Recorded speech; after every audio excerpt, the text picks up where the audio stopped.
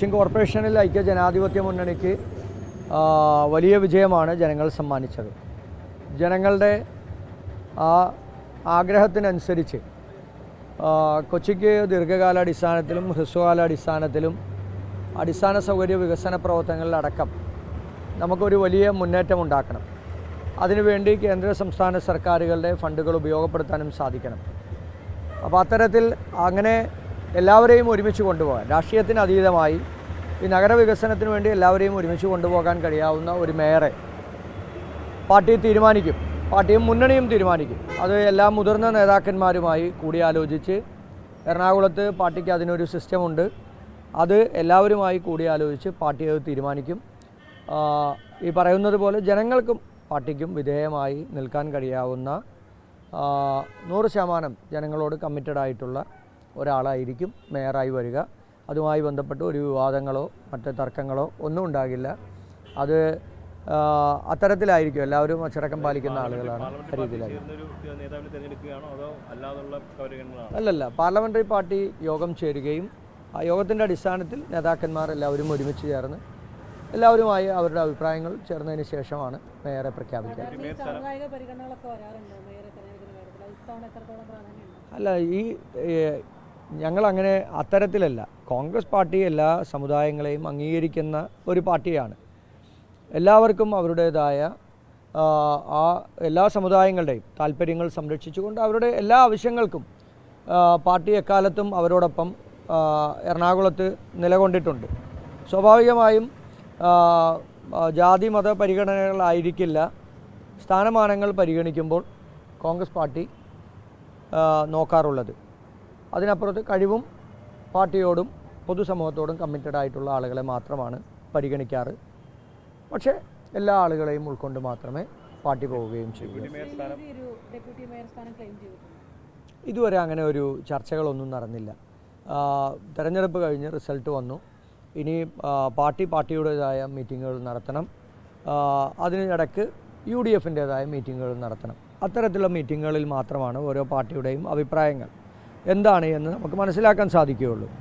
അത് UDFിനകത്തോ കോൺഗ്രസ് പാർട്ടിക്കകത്തോ അങ്ങനെ ഒരു വിവാദങ്ങളോ അല്ലെങ്കിൽ അതുമായി ബന്ധപ്പെട്ടുള്ള ഒരു തർക്കങ്ങളോ ഒന്നും ഉണ്ടാകില്ല. എല്ലാവരും നമ്മൾ ഒരു വലിയ വിജയം ജനങ്ങൾ സമ്മാനിച്ചിട്ട് വിജയത്തിന് ശോഭ കെടാതെ ഏറ്റവും നല്ല മനോഹരമായി നമുക്ക് ഈ കോർപ്പറേഷൻ നയിക്കാൻ കഴിയാവുന്ന ആളുകളെ ഉത്തരവാദിത്തപ്പെട്ട സ്ഥാനങ്ങളിൽ ഇരുത്തുക എന്നുള്ളത് തന്നെയാണ് എല്ലാവരുടെയും പൊതുവികാരം.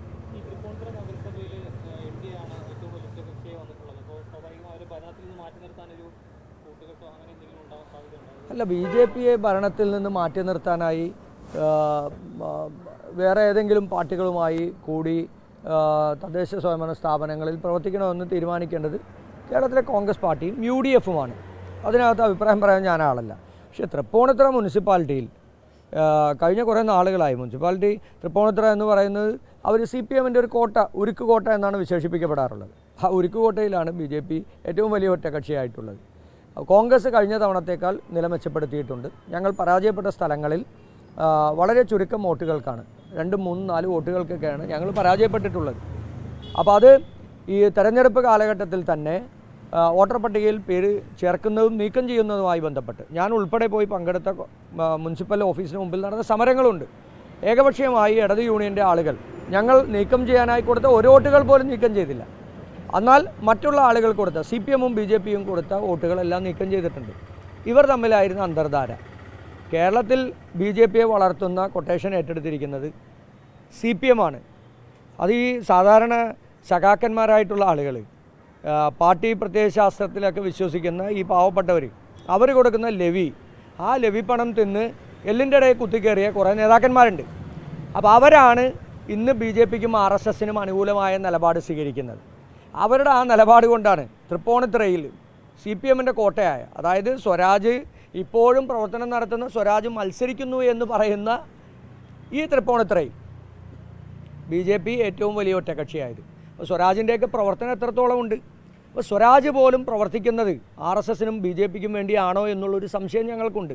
അപ്പോൾ അത്ര തീവ്രമായി ഇന്ത്യയിലെ വർഗീയവാദികൾക്കും അല്ലെങ്കിൽ നാടിൻ്റെ ബഹുസ്വരത നശിപ്പിക്കുന്ന RSSനും സംഘപരിവാറിനെതിരായി ഈ നാവുകൾ ഉയരുമ്പോൾ എന്തുകൊണ്ടാണ് അത് സ്വന്തം കൂടെയുള്ള സഹപ്രവർത്തകരെ ബോധ്യപ്പെടുത്താൻ കഴിയാത്തത്? BJPയുടെ വോട്ടെന്ന് പറയുന്നത് CPMൻ്റെ വോട്ടല്ലേ? കാലങ്ങളായി CPMന് ലഭിക്കുന്ന വോട്ടല്ലേ? അപ്പോൾ ആ വോട്ട് എങ്ങനെയാണ് BJPക്ക് ലഭിച്ചതെന്ന് സ്വരാജ് കൂടി മറുപടി പറയട്ടെ. തൃപ്പൂണിത്തുറയിൽ സ്വരാജിന് ഇതിനകത്തൊരു മറുപടി ഉണ്ടാവണമല്ലോ. ലോകത്തുള്ള എല്ലാ കാര്യത്തെക്കുറിച്ചും അമേരിക്കയിലും ബ്രിട്ടനിലും അതുപോലെ തന്നെ ഓസ്ട്രേലിയയിലും കാനഡയിലൊക്കെ നടക്കുന്ന കാര്യത്തെക്കുറിച്ച് വലിയ അഭിപ്രായം പറയുന്ന ആളല്ലേ സ്വരാജ്. സ്വരാജിന് എന്തുകൊണ്ടാണ് സ്വരാജ് മത്സരിച്ച സ്വരാജ് MLA ആയിരുന്ന തൃപ്പൂണിത്തുറ അസംബ്ലി മണ്ഡലത്തിൽ തൃപ്പൂണിത്തുറ മുനിസിപ്പാലിറ്റിയിൽ BJP എങ്ങനെ ഒറ്റക്കക്ഷിയായത്? ഇനി ഇവരൊക്കെ കാണിച്ച ഈ കുഴപ്പത്തിന് ഇനി ഞങ്ങളെങ്ങനെയാണ് അവരെ പിന്തുണയ്ക്കുക? അതെന്ത് രാഷ്ട്രീയ മര്യാദയാണ്? CPMൻ്റെ കുഴപ്പം കൊണ്ട്, അവരുടെ പ്രവർത്തന ക്ഷമതയില്ലായ്മ കൊണ്ട്, അവരുടെ എല്ലാ കാലഘട്ടങ്ങളിലെയും മൂല്യാധിഷ്ഠിത നിലപാടുകൾ എല്ലാം തകിടം മറിച്ച് അവർ ഈ ഭൂരിപക്ഷ വർഗീയതയ്ക്ക് വേണ്ടി വായ് തോരാതെ ഓരോ ദിവസവും മുഖ്യമന്ത്രി പിണറായി വിജയനും പാർട്ടി സെക്രട്ടറിയും പാർട്ടി നേതാക്കന്മാരും എല്ലാവരും ഈ ദിവസങ്ങളോളം ഭൂരിപക്ഷ വർഗീയത പറഞ്ഞിട്ട് അത് RSSനാണ് അതിൻ്റെ ഗുണം ലഭിച്ചതെന്ന് വേറെ ആർക്കും മനസ്സിലാക്കാത്തത്? കേരളത്തിലെ റിസൾട്ട് നിങ്ങളൊന്നെടുത്ത് പരിശോധിച്ച് അതിൻ്റെ ഗുണം ലഭിച്ചതാരാ? അപ്പോൾ ഇത് അപകടകരമായിട്ടുള്ള സാഹചര്യമാണ്. അതിനെ പ്രതിരോധിക്കേണ്ടത് CPM ആണ്, ഞങ്ങളല്ല, കോൺഗ്രസ് അല്ല അതിന് കൊടുക്കാനുള്ള മരുന്ന് കൊടുക്കുന്നത്. CPM പാർട്ടിക്കകത്തെ ആ ദുർബലതയ്ക്ക് മരുന്ന് കൊടുക്കേണ്ടത് CPM തന്നെയാണ്. പക്ഷേ ഞങ്ങളിത് കേരളത്തിലെ പൊതുസമൂഹത്തോട്, തൃപ്പൂണിത്തുറയിലെ പൊതുസമൂഹത്തോട് ഞങ്ങൾ പറയും, RSSൻ്റെയും BJPയുടെയും ഈ വർഗീയ വിഭജന രാഷ്ട്രീയം നമ്മുടെ നാടിന് ആപത്താണ്. ആ ആപത്ത് ആ നാട്ടിലെ ജനങ്ങൾ മനസ്സിലാക്കണമെന്നുള്ള ശക്തമായ ക്യാമ്പയിൻ കോൺഗ്രസിൻ്റെ ഭാഗത്തു നിന്നുണ്ടാകും. ഇടതുപക്ഷത്തിൻ്റെ ഈ മതനിരപേക്ഷത എന്ന് പറയുന്നത് കാപട്യമാണ്. ആ കാപട്യം ജനങ്ങളോട് പറയാൻ അവർക്ക് മടിയായിക്കൊണ്ടിരിക്കുന്ന ഒരു സമയം കൂടിയാണ്. മടിയായിക്കൊണ്ടിരിക്കുകയാണ്. കാപട്യം പോലും പറയാനുള്ള മടി ഇന്ന് CPMനുണ്ട്. അപ്പോൾ ഈ അപകടകരമായിട്ടുള്ള സാഹചര്യം ഞങ്ങൾ കുറേ സ്ഥലത്ത് പറഞ്ഞു. അതുകൊണ്ട് എന്തായി? എറണാകുളത്ത് കുറേ സ്ഥലത്ത് BJPക്ക് എത്ര സ്ഥലങ്ങളിലാണ് സ്ഥാനാർത്ഥിമാരില്ലാത്തത്? തെരഞ്ഞെടുപ്പ് സമയത്ത് CPM ജില്ലാ സെക്രട്ടറി പറവൂരിലടക്കം വിവിധ പ്രദേശങ്ങളിൽ BJPക്ക് സ്ഥാനാർത്ഥിമാരില്ല എന്ന് നിലവിളിച്ച ആളാണ് CPM ജില്ലാ സെക്രട്ടറി. അയാൾക്ക് എന്തിൻ്റെ വേദനയാണ്? അയാൾക്ക് എന്തിൻ്റെ പ്രശ്നമാണ്? BJPക്ക് സ്ഥാനാർത്ഥി ഇല്ലാത്തത് കേരളത്തിലെ കോൺഗ്രസും UDFും ഇന്ത്യയിലെ RSSും സംഘപരിവാറും മോഡി ഭരണകൂടവും നടത്തുന്ന ഈ വർഗീയമായിട്ടുള്ള വിദ്വേഷകരമായിട്ടുള്ള നിലപാടുകൾ അത് നാടിന് ആപത്താണ് എന്ന് നിരന്തരം പറഞ്ഞുകൊണ്ടിരിക്കുകയാണ്. അത് മനസ്സിലാക്കിയ ആളുകൾ, മതനിരപേക്ഷരായിട്ടുള്ള എല്ലാ മതസ്ഥരായിട്ടുള്ള ആളുകളുണ്ട്, എല്ലാ വോട്ടർമാരും ഉണ്ട്. അപ്പോൾ അത്തരത്തിൽ മത്സരിക്കാൻ ആളില്ലെങ്കിൽ എന്തിനാണ് CPM ജില്ലാ സെക്രട്ടറിക്ക് അത്തരത്തിൽ ഭയം? എന്തിനാണ് CPM ജില്ലാ സെക്രട്ടറിക്ക്?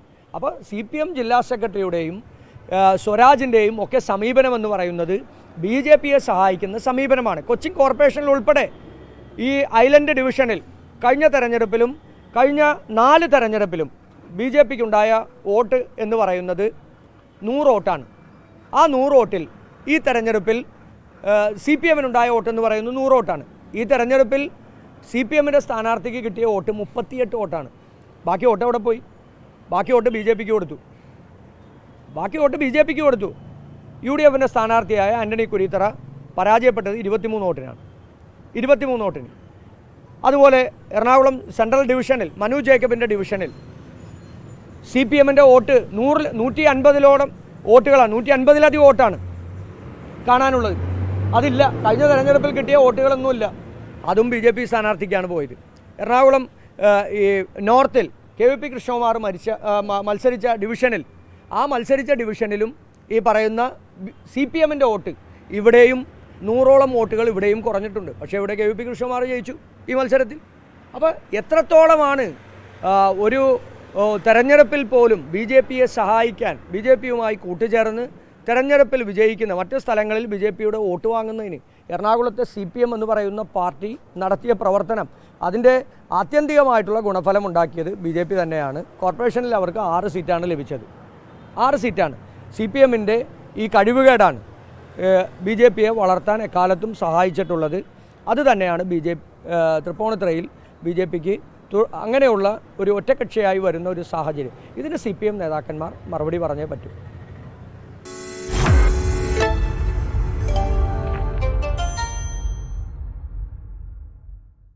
ലോകത്തെവിടെയായാലും ഏത് സമയത്തും 24 വാർത്തകളും ഓഗ്മെന്റഡ് റിയാലിറ്റി പാക്കേജുകളും എക്സ്പ്ലെയിനറുകളും വിശദമായി കാണാൻ ഞങ്ങളുടെ YouTube ചാനൽ നിങ്ങൾക്ക് സബ്സ്ക്രൈബ് ചെയ്യാം.